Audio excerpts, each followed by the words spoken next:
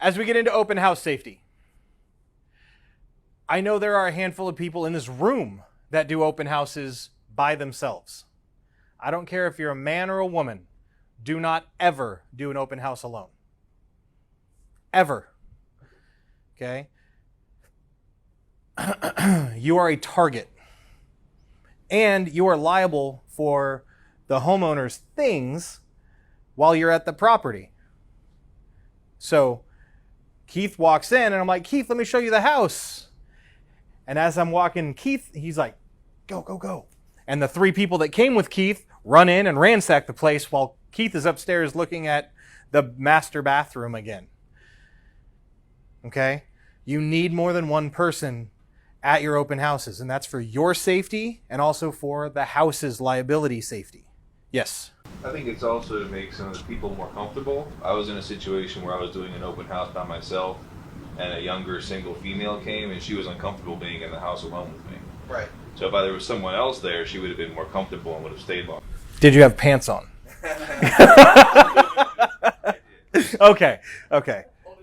Yeah. He's like, welcome to my open house. No, you're absolutely right. You know, so this is where lenders come in, title reps, other agents, okay? Lean on your resources to fill your open house, okay? Please don't do them alone. When you go to do an open house, number one, we like to door knock, I hope. I just got a listing from it. You should get to know the neighbors 5 doors down on either side and across the street 5 doors down. When I say get to know, you knock on the door and be like, hey, I'm going to be holding an open house on Saturday across the street. It's only going to be me and one other person. We are expecting a handful of people to come through. If you could, stop by, check in. I'd love to be able to see you over there. Okay? Do that with all the neighbors. Get them to come to your open house. It's going to be really hard for somebody to rape you if there's 15 people looking at a property.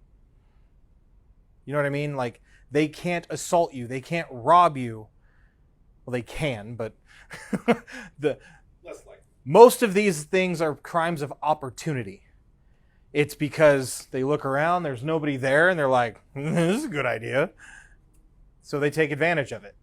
If you've got a busy open house, if you've got 2 or 3 neighbors coming in every hour, you're diminishing their opportunity. You're taking away their chances. So when you first get to your open house, walk in the front door, shut and lock it behind you. Walk through the property, open doors, open windows, turn on lights, unlock the back door. Identify where your exits are. Now, this isn't just to keep you from getting assaulted. What if there's a fire? It's very possible. I know a lot of people that like to light candles. Like, I've gone to people's homes that I'm selling and there's just candles lit all over the damn place. And I'm like, where are all your candles? I don't want them on during the open house because some kid's going to be like, oh, look, it's fire. Let's leave. Okay, so know your exits. Have some kind of an exit strategy in mind just in case something were to happen. And it's a lot easier if everything's already unlocked and set for you to leave. Now, why do you think I locked the door behind me when I first got there?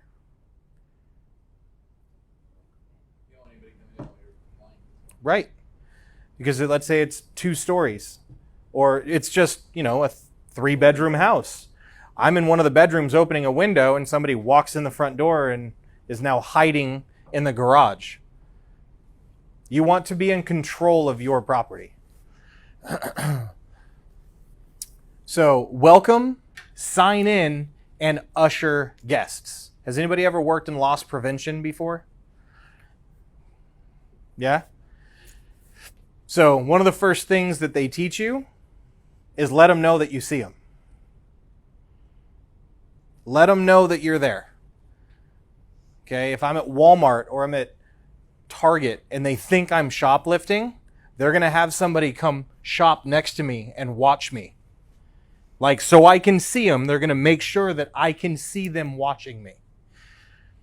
Because again, these are crimes of opportunity. If they know that you're watching them, that might be the straw that breaks the camel's back to make them leave. They can't muster up the courage to move forward because it's a lot easier if I'm not looking at you. Dogs attack you when you look away. When you're staring at it, it'll back down. Not 100% of the time, but there's psychology to it. Okay? Use your phone. This is a good one. And with our presence on social media, it goes along with it. So somebody walks in, you sign them in, okay? Now, when I say you sign them in at an open house, you have your iPad, you have the sign-in sheet, hopefully it's an iPad, and you're like, great, welcome to the open house. What's your name? And what's your last name? I'm signing her in. I don't go, here, sign yourself in. I want their information. I want to involve them in conversation. I don't want to just passively be like, yeah, sign yourself in. I'm not paying attention to you. Okay? So I've already established some authority. Now, if I'm getting a really weird, creepy vibe from somebody and they just seem odd, I'm going to go to my video, turn the camera around, be like, hey, I'm right here at 123 Main Street, here with, it was Mai, right? Mai's here checking the house out. Can't wait to see you guys down here. We're here until 3 o'clock. Just, yeah, I've got Jared up the street. He's picking up bagels. He's going to be back here in like 3 minutes. What's Mai thinking if she's the one that's wanting to like murder me? Shit, now I'm on video. He just said his friend's going to be here in 3 minutes. I don't have time to do what I wanted to do. I'm out. Use your cell phone. Video it. And you be all gregarious and crazy and vivacious and so it's not awkward. It's not like you're like, yeah, I'm here at the open house and no, like, hey, we're here, it's the open house, it's crazy. Let them know, like, Mai wants to murder me, and I'm going to put it on Facebook Live.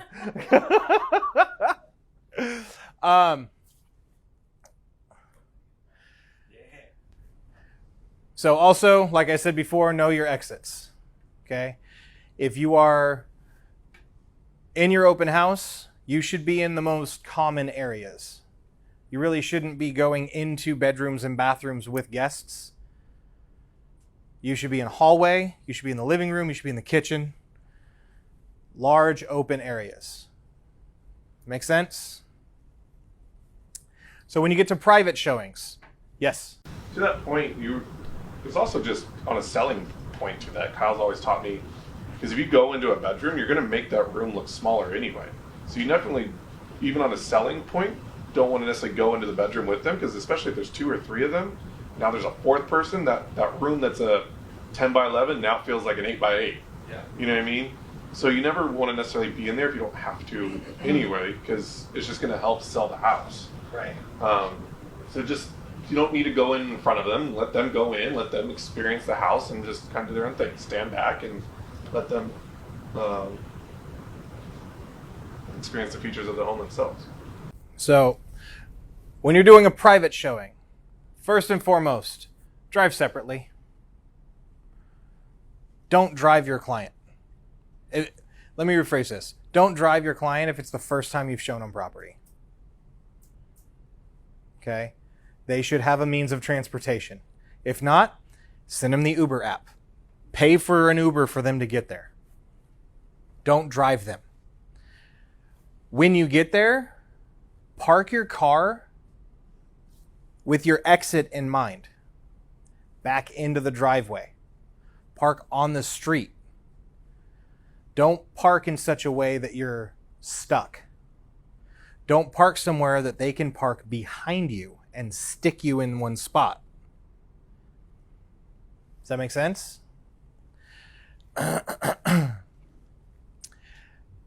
This is a hard one for us, I know. Arrive early. Okay. If you have a showing scheduled at 3 o'clock, get there at 2:40. Get there at 2:45. All right? Which means that you schedule it with the other party at 2:40 or 2:45 and let them know you need it for 45 minutes to an hour. Your showing's going to take longer than 20 minutes because you're going to get there 20 minutes early. And when you get there 20 minutes early, you're going to do the same as what you would do with an open house. You're going to walk in, shut and lock the door behind you. Clear the home. Make sure that there isn't anybody left in the house and the parents left and the kids are in the bedroom. They're in there playing video games. You open the door and they're like, "What are you doing?" So I'm about to show your house. You guys need to leave. You know, open the house up, turn the lights on. Now this is good just as a sales technique anyway. You want the home to seem as open and inviting and spacious and lit as possible. Okay? So you're going to go through, you're going to open up the doors, you're going to open up the windows, you're going to turn the lights on. But you're also going to understand the lay of the property. You're going to know where your exits are. Okay? And windows are exits too. So understand that. And with private showings, more so than open houses, if there is a situation that comes up where you are going to need to exit the property to avoid danger, whether it be a person, an animal, a fire, whatever it is, jumping out a window could very well be a good means of exiting the property. So know where your exits are. You want to meet your client out in front of the property. So if it's a single family residence with a driveway, I'm standing at the end of the driveway waiting for them to pull up. What is that going to do for us? You're going to be visible. To whom? To the neighbors. Anyone Yes, driving by. exactly. Okay, you're going to be visible and approachable to anybody and everybody. Neighbors walking their dog down the street. "Hey, how you doing? Going to show the house, maybe get you a new neighbor." Let people know. All right? Like, be visible. Don't just sit inside and wait for their car to pull up and then open the door and wait inside for them. Go out. Let people know that you are there. Let them know that you are outside and waiting. You know, that you're not inside secretively and nobody saw you get there.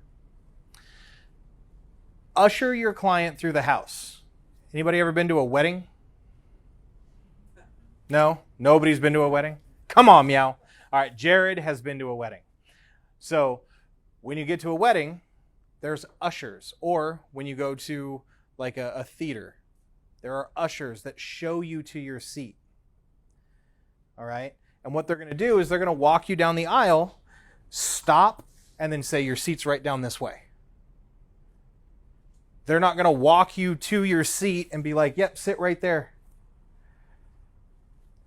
So when you're doing a private showing, it's going to be that way as well. In big open spaces, you walk to an opening and you go, "We're just going to go right down the hallway." They go down the hallway and you're like, "Master bedrooms right on your left-hand side." You are behind them. Does that make sense? When you're showing somebody a property and it's just you and them and nobody else in the world exists, do not let them walk behind you. Do not ever go into a bedroom and then turn around. Because now they are between you and getting out of the bedroom. They have now cornered you. They're winning. Okay? Positioning is everything. Where if they're walking in front of you and you're like, "Yeah, go ahead and look to your left. It's your first bedroom. At the very end of the hall is the master bedroom. Go ahead, I'm following you." And you're narrating and orchestrating. But they would have to plant, turn around, and come after you. And you have some ability to get away there.